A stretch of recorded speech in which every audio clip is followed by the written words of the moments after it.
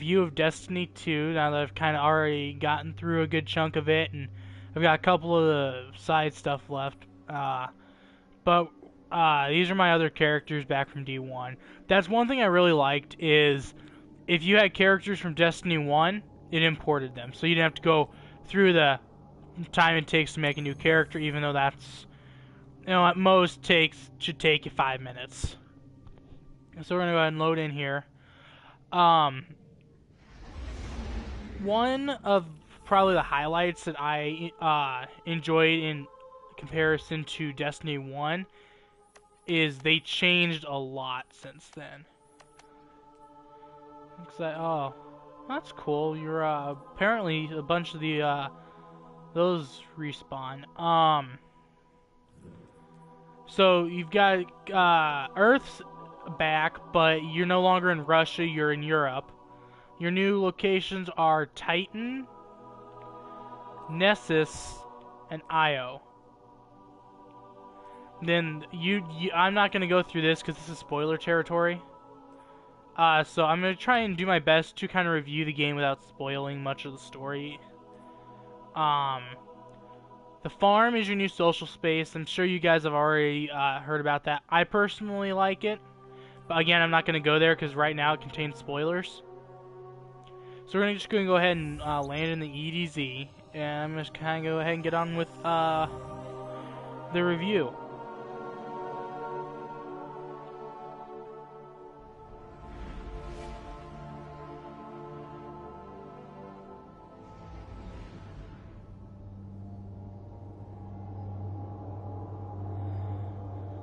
As you can see, the load screens are still kind of that flying base. As for weapons, currently I've got one of the new weapon classes, submachine gun.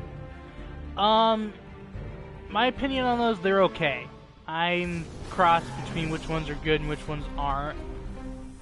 Oops. So here's European Dead Zone. This is one of the biggest things that I've discovered is the patrol areas are huge in comparison to Destiny 1. I mean, now we're talking your missions and everything run through these, and you can access a good chunk of them, especially if you're once more early. You got some new Fallen here that wield spears. I think I may have dropped in a good time to go find some Fall, maybe not. That's a servitor. Those high value targets. So yeah, a couple of random world events occur off and on. And basically, what you get from those are not much, but they're slightly stronger enemies, kind of akin to your Ultras and Majors from D1. Then you got public events are also back. We got one happening up there. In this game, they're a lot more of a focus. You gotta do them a lot more, whether it's for some of your weekly challenges or even if you're just doing it to get gear. On the gear note, right now, as far as I know, the max base light, or power as they call it now, without going and getting special gear through challenges or the Nightfall, is 265. Obviously, things such as exotic weapons like Cold Heart, which, I'm gonna be honest, this thing is pretty good. I've used it in Crucible before. If you can aim it, it's extremely useful. It's also really good for taking down shields just because it deals low damage really quick. Like right there. Though it isn't the best exotic weapon in the game. The story is a huge step up from Destiny 1. That is, without a doubt. You've got a lot more cinematics to it and a lot more actual story within the game content itself. Unlike where in D1 you basically had to go online and look up all the backstory and that through Grimoire cards. That's been completely taken out. Now you basically get everything through actual in-game missions, and then there are a few side missions you do that'll fill in some of the gaps. Enemy strength has been beefed up, and this game's a lot more action intense than the last ones. You're gonna probably find yourself going down a lot more and needing revived or resurrected, whatever. So yeah, the difficulty's obviously been upped since the last game. Exploration's a bigger key. You've got these new things called lost sectors. I've already done this one. This is actually, if you look for these symbols in the world, you'll find them. Normally nearby, or like right here is actually the entrance to one. So I'm gonna go ahead and see if I can do it again. I'm not sure if they reset on weekly reset yet, so I'm gonna go ahead and try it. Overall, I've been enjoying it. You know, I've completed the campaign, but there's still a whole lot more to be done. You know, Nightfall, Rage dropping today. I'm probably gonna get a fire team together later and do that, but currently, in my opinion, I'm rating this game at an 8 out of 10. A couple of the gripes that keep it from a 10 is fire team searching can take a while, just like in the old game. Some of the story elements are a little too difficult, especially if you are up to par. There are some parts that can get difficult for some of the less serious players. Your new missions are one of my ups. Some of your weapons right now, they're just, you know, like the last game, they're just kind of a bunch of stock weapons. It doesn't feel as unique until you get into some of the exotics and a couple of the legendaries. Even some of the legendaries feel weak to be their quality. The new power, the fact that they basically took the power system from the last game and just completely integrated it, it's okay, but I feel like there's probably a better system that could be used. But I understand the system, so it's not like the old D1 system. The graphics are definitely a step up from the last game, because it's no longer tied to previous generation consoles like they did originally. And a couple other games had that same issue. Yeah, I might end up redoing my review after I kind of go through the raid. I'll tell you this, Nightfall is a lot more difficult in this than last time around. Your Nightfall is going to be a very different story because you are timed. If you don't complete your objective within whatever time limit they give, you've got to go back and restart the entire mission or restart from a checkpoint, if there are checkpoints. You can get more, but it depends but it depends again on the Nightfall because it changes every week, the modifiers.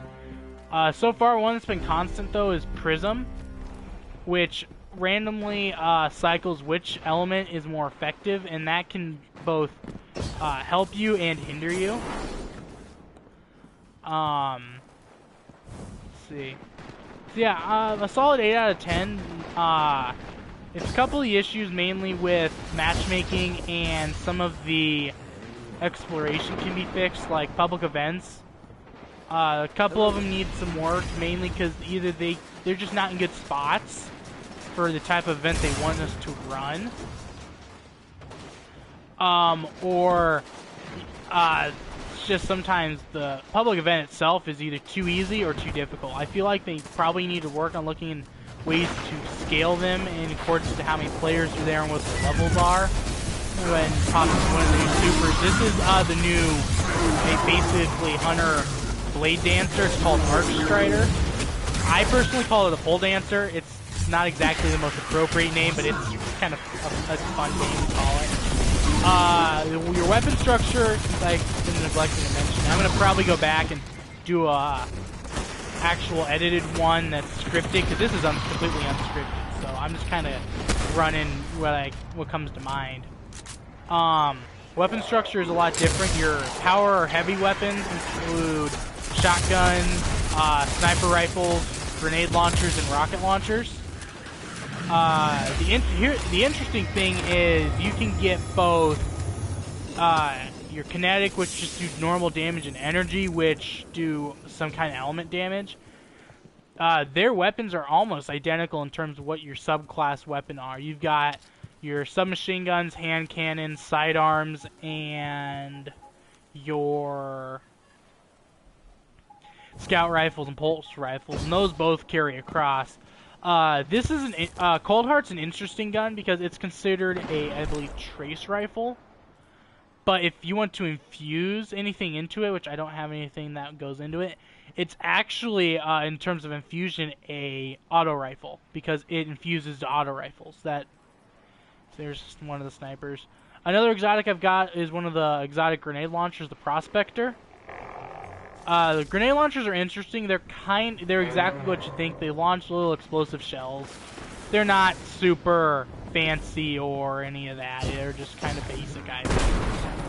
Explosive things.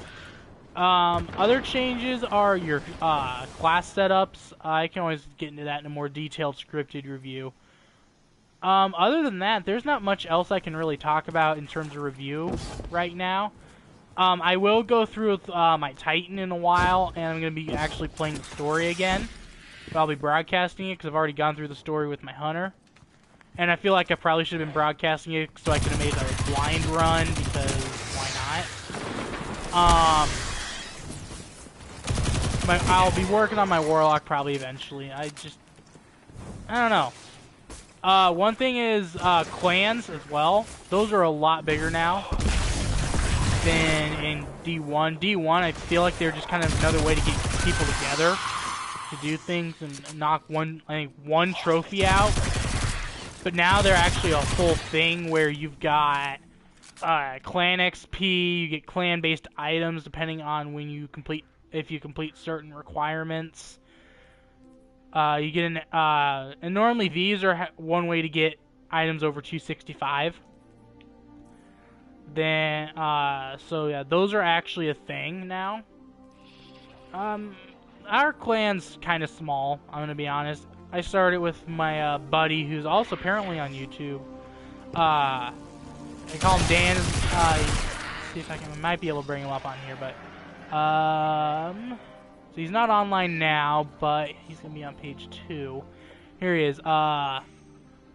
Uncle Tom YT. That is, I would say, go check him out. He's a good buddy of mine. Both kind of got smaller channels. Hopefully a little promotion for him won't hurt. So yeah, my final verdict, 8 out of 10. If it fixes the few issues I see, I think it could easily have been a 10 out of 10 game. There's just a couple issues that needed fixed. So that's my final verdict. So I will see you guys later.